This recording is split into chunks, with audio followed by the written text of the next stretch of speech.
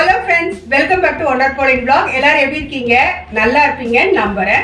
இன்னைக்கு நம்ம ரவா பொங்கல் தான் பார்க்க போறோம். ரவா பொங்கல் எப்படி குக்கர்ல செய்யறதுன்றத பத்தி இந்த வீடியோல நம்ம பார்க்கறோம். வீடியோவை ஸ்கிப் பண்ணாம பாருங்க फ्रेंड्स. அப்பதான் நான் என்னென்ன இன்கிரிடியன்ட்ஸ் போடுறேன் அப்பதான் நல்ல டேஸ்ட் வரும். அதை நீங்க ஃபாலோ பண்ண முடியும். வாங்க வீடியோக்குள்ள போலாம். குக்கரை அடுப்புல வச்சிரலாம். 1 கப் மூங் தால் சொல்லுவோம், இல்லாட்டி சிறுபருப்பு எடுத்துட்டு பொன்னிறமாக வரைக்கும் வறுத்துக்கணும். வறுத்து செய்யும் பொழுது நல்ல வாசனையாக இருக்கும், டேஸ்ட்டும் கூடும். கருக விட்டுறக்கூடாது, பொன்னிறமாகும் வரைக்கும் வறுக்கணும். இதை நல்லா கழுவிட்டு 2 கப்பு தண்ணி ஊற்றி வேக வைக்கலாம். கொஞ்சமாக உப்பு சேர்த்துக்கலாம். குக்கரை மூடி 4 விசில் வைக்கலாம். ஒரு வானல் எடுத்துக்கலாம். 2 டேபிள் ஸ்பூன் நெய் விட்டு நெய் உருகிற வரைக்கும் வெயிட் பண்ணலாம்.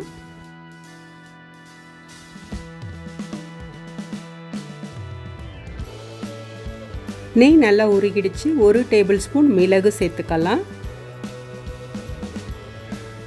1/2 டேபிள் ஸ்பூன் சின்ன சீரகம் சேர்த்துக்கலாம். 1 கொத்து கருவேப்பிலை சேர்த்துக்கலாம். இது நல்லா பொரிஞ்சு வந்துருச்சு. இது கூட 1/2 இன்ச் இஞ்சி இருக்குல்ல, சின்ன சின்னதாக நறுக்கி இதோடு கூட சேர்த்துக்கலாம். பருப்பு சேர்க்கறதால இஞ்சி சேர்த்துக்கலாம். 1 பச்சை மிளகாயை சின்னதாக நறுக்கி சேர்த்து நல்லா வறுத்து எடுத்துக்கலாம். இதோடு கூட 1 கைப்பிடி முந்திரி பருப்பை சேர்த்து வறுத்து எடுத்துக்கலாம். முந்திரி நிறமாற வரைக்கும் வறுத்து எடுத்துக்கலாம். முந்திரி வறுப்பட்டுடுச்சு. எந்த கப்பில் பருப்பு எடுத்தோமோ அதே கப்பில் 1 கப்பு ரவா எடுத்து நெய்யிலே நல்லா வறுத்து எடுத்துக்கலாம். இப்படி செய்யும் பொழுது சாஃப்டாக வரும், நல்ல டேஸ்டியாக வரும். சிறு பருப்பு நல்லா வெந்துடுச்சு. இப்போது 4 டம்ளர் ப்ளஸ் 1 டம்ளர் 5 டம்ளர் தண்ணி ஊற்றணும். இதில் தண்ணி ஊற்றி கொதிக்க வைக்கணும். அதுக்கப்புறம் நம்ம வறுத்து வச்ச எல்லாத்தையும் இதோடு சேர்த்து கட்டி ஆகாதபடி நல்லா கலரணும்.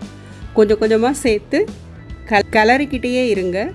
அப்போ கட்டிப்படாது. அப்படியே பட்டாலும் நல்லா அதை ஸ்மாஷ் பண்ணி விட்டுருங்க. சூப்பரான எம்மியான ரவா பொங்கல் ரெடி ஆகிடுச்சு. இதில் நான் 2 டேபிள் ஸ்பூன் நெய் விட்டுக்கிறேன். கடைசியாக நல்லா வாசனையாக இருக்கும். உங்களுக்கு எவ்வளோ தேவையோ அந்த அளவுக்கு நெய் விட்டுக்கலாம். அருமையாக இருக்கும். சூப்பரான எம்மியான ரவா பொங்கல் ரெடி.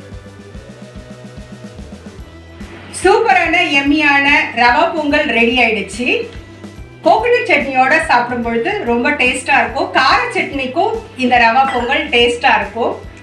இந்த ரெசிபி உங்களுக்கு பிடிச்சிருந்துச்சுன்னா லைக் கொடுங்க. நம்ம சேனல் இது வரைக்கும் சப்ஸ்கிரைப் பண்ணலன்னா சப்ஸ்கிரைப் பண்ணிடுங்க. இந்த ரெசிபி உங்க வீட்டில் ட்ரை பண்ணி பார்த்துட்டு கமெண்ட் செக்ஷன்ல கட்டாயம் சொல்லுங்க. இன்னொரு நல்ல வீடியோல உங்களை சந்திக்கிறேன். until bye from wonderpauline. Take care. எல்லாருக்கும் பொங்கல் நல்வாழ்த்துக்கள்.